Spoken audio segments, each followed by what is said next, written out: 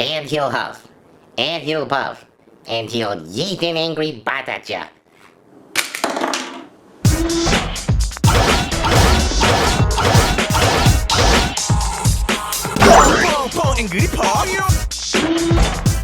Hello, this is KRBrickBot. I've moved house and moved to a new studio. With some space cleared out of the way, now I can review Carbot Angrypuff. I recall it was released around October of 2019 and its retail price is 68,000 Korean won. The packaging is pretty much a uniform design among the newer Season 7 Carbots, with the white techno background here and some frames here and an English name right up here. And a hexagonal background here. The word mark with the crew gear head here. Using the mixer, he can fire this worker. Also highlights the crew worker he's included with. Side of the box shows more stock images. The back side of the box, more stock images. And again, it highlights the feature, which is exactly the same as on the front. This side is identical to this side. The bottom of the box is the standard. And right here is the product information, if you so fancy. And this cardboard is slightly sturdier than the typical slightly paper thin cardboard of the standard packaging. Okay, with that said, let's look at the product itself.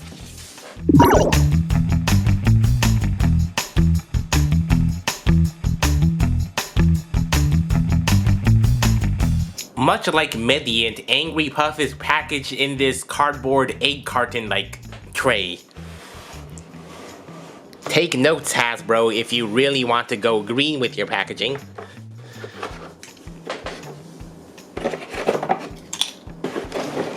No twisty ties here.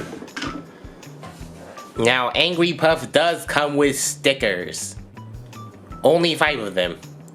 Basically this M symbol on his chest here and 2 warning stripes on either side of the drum barrel and some yellow striping on the legs. I'll be right back. Okay, so here's Angrypuff's robot mode. The color scheme is a pretty sensible orange with gray and blue accents. Like a construction robot. Where was this guy when the Building team came out? I mean, a Hummer in a team of construction vehicles?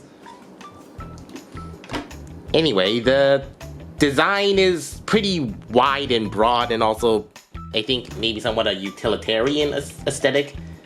As in, yeah, since he's like a construction vehicle. And Angrypuff is another robot with a big chest gimmick right in there, but unlike the other ones, I don't think this one is as obtrusive as the other ones. It only extends that far and not like maybe that far. I mean, I think the others would go out that far, especially with Bodyguard or Star Spinner or Star Pinner.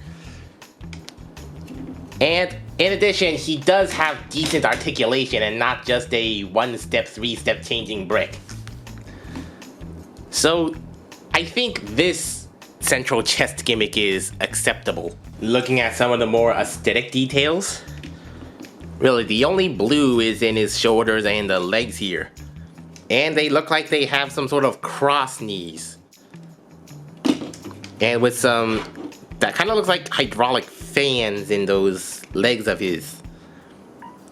And the central chest with a M symbol there along with these, what look like, you know, sliding door parts. And there's also the painted yellow crosshairs right in the drum barrel. Though this one came a little chipped out of packaging. And traditional door shoulders. Not sure if that's traditional, but I think you know what I mean. And a little yellow painted detail here and a rather clean back, somewhat rather clean, a little spacey. And the head sculpted looks like it has a construction worker motif. I think I've seen this cross on certain Korean construction worker helmets. And I suppose the helmet does kind of look like a construction helmet, though it more looks like a mask with a yellow painted mask frame thing. And always traditional faceplate with several curvatures there. And as you can see, it's one of those heads that's stuck on the back of a panel. For when you just can't put in a extra head or swivel joint because it's kind of small or simplified. But this is a rather big one, so that would naturally mean no side-to-side swivel, so which is kind of disappointing, but I guess they did that because to accommodate this rather large crosshair-shaped light piping. That is a very big hole, so you can get some very bright light piping.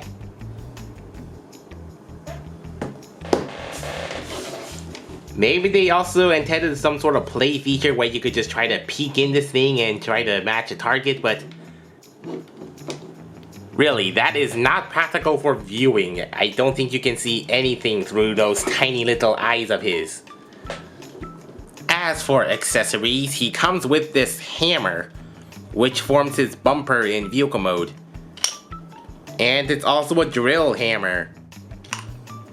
I'm not sure whether I kind of accidentally broke it or by design, but this thing doesn't have anything locking in it, so flip it over and it'll just automatically retract. Just gravity retraction.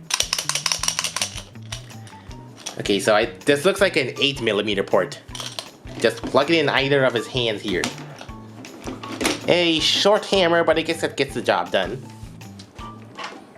He also comes with these two Smokestacks that are double ported 5mm with a hollow underside, and also the Smokestacks are also 5mm themselves. So they plug in front of the robot mode, which will go on the sides in the vehicle mode.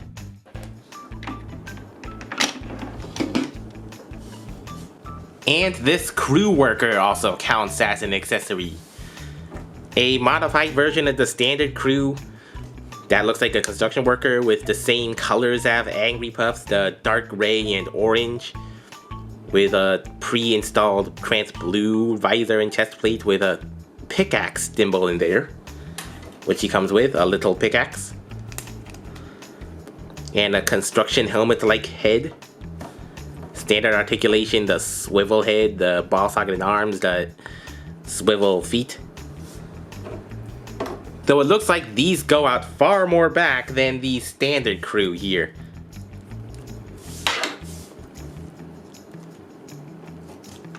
I guess that's because he has a thinner torso or something. Yeah, it looks like he has a thinner waist. And these, unlike the other ones, this hole does not look like 5mm, but this one is.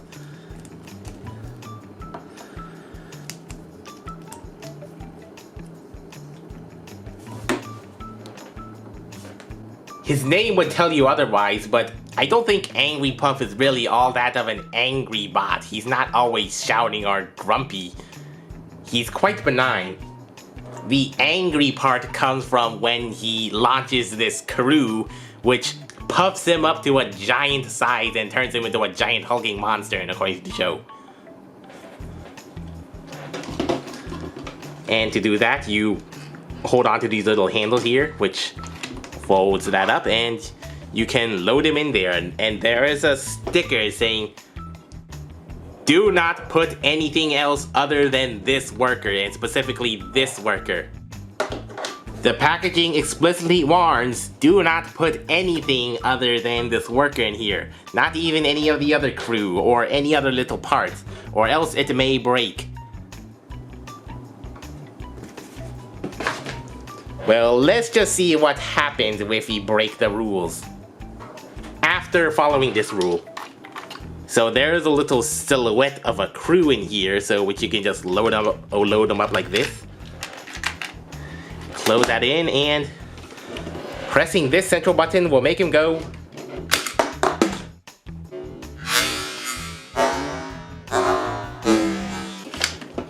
You can just push it in and then press that out, And as you see here, this slightly spring-loaded door will just eject by force as it launches that thing out. And there is a little stopper door here that only goes one way, outward. So how this works, it looks like this white hinge is what presses the little button that causes this thing to fire. If you can see here, this little trigger is what launches the launcher. So when it's open, that's not possible, but then when you close that in, it'll cover this little tab here will close that gap, which will allow it to fire.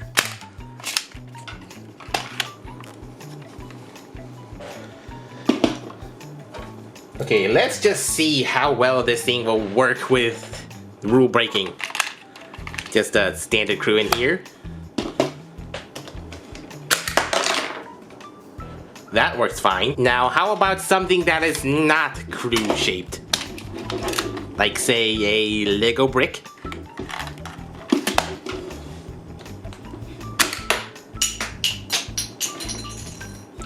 Well, that worked. What about a smaller little projectile thing?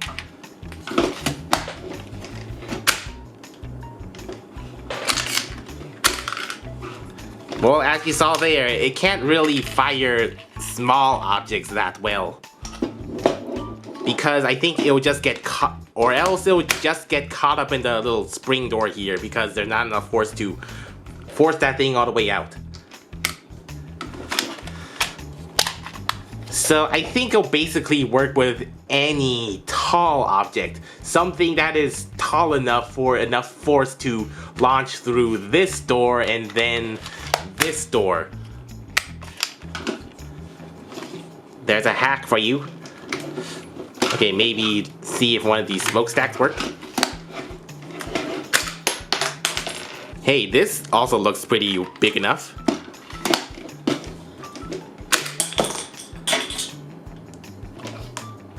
Angrypuff also works as a nice chip launcher. So, despite what the instructions say, I think you can just put in pretty much anything that fills the cavity here. Anything that's tall or wide enough. As long as you don't put in too many little things or a giant thing that could easily get caught in the doors. And as long as you don't try pushing in this door the wrong way, you can just go yeeting whatever you want. And the object should also be flat and level. As such, it says in the instructions, you can't fire this worker with the pickaxe, either in his hand or in his back.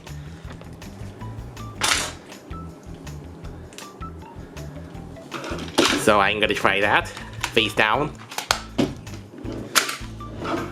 Yeah, there's not enough clearance with that pickaxe in the way, which is going to be more likely for its intended audience to lose this thing, so you could just store it in his shoulder here, rather loosely. Articulation. As I said, the head doesn't have a swivel except the up and down for transformation. A 360 racketed shoulder joint. Outward and inward and outward that much. A bicep swivel, because it's part of the transformation. Although those hands have the unfortunate design of being completely invisible from the front. It's just a car grill block unless you look from the side. And it's a rather small and offset hand at that. Forward that much, back that much. Restricted with this molded leg. Why? Thigh swivels. Knees that go 90 degrees and an outward foot bend.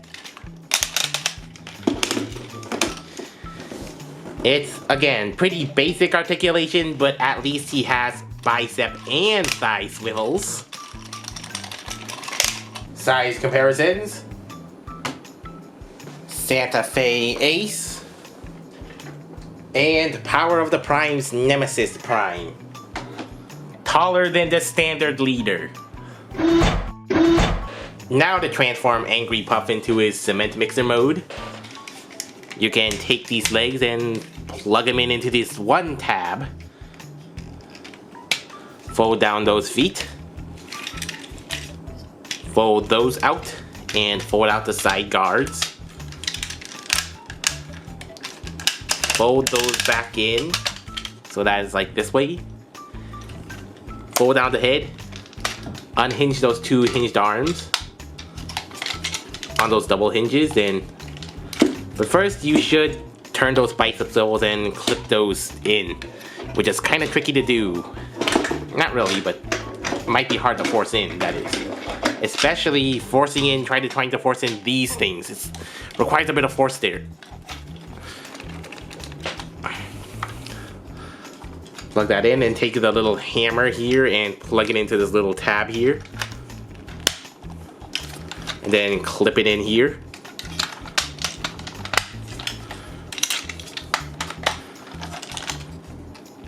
And here's Angrypuff in his cement mixer mode.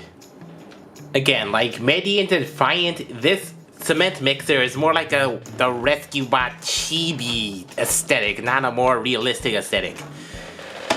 But even so, it's still nicely greebled and detailed, like these little doors here, these 180 hinges disguised as these smokestack things. And speaking of smokestacks, they do look they do fit the part, although those extra 5mm holes do really stick out. Well, I guess that means you can just have something or someone hold on to this. Little wheels here, the side guards here, all sorts of headlights here. With a very big cabin. And the side have some ladders. Not sure how well practical having ladders here are. Little switches and dials. The drum barrel here, and the Carbot symbol is molded on either side of the drum, although it looks like it looks a little stretched and askewed to kind of fit this round shape of the barrel. And some bottom detail here is with the outline of the Carbot symbol. Screw holes there and some little more details here. It's pretty bare on the back and also obvious robot bits.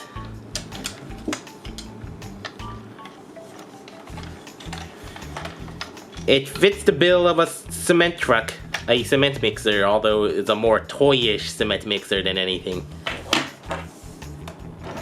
And these things do open, which you can put the crew worker in, but the cavity is way too shallow, so he just has to set out open it in the open air like this. Really toyetic. And the launcher gimmick still works in this mode, and since it's at a slightly upward angle, you can have this thing yeet at a slightly farther distance.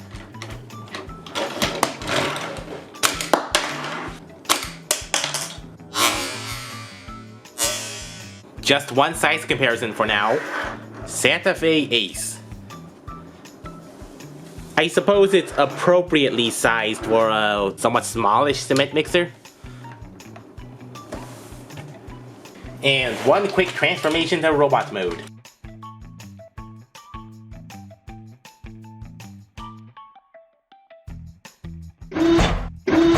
Angrypuff is a decent bot with playability in its chest gimmick, although it's limited. But some will still see this as a far cry from what the series originally was.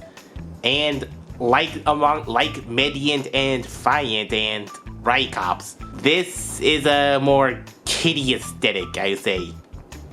Something that appeals more to its intended audience. And as a cement mixer transformer, which is not unheard of, there are not many points of motivation for anyone outside of Korea of getting this.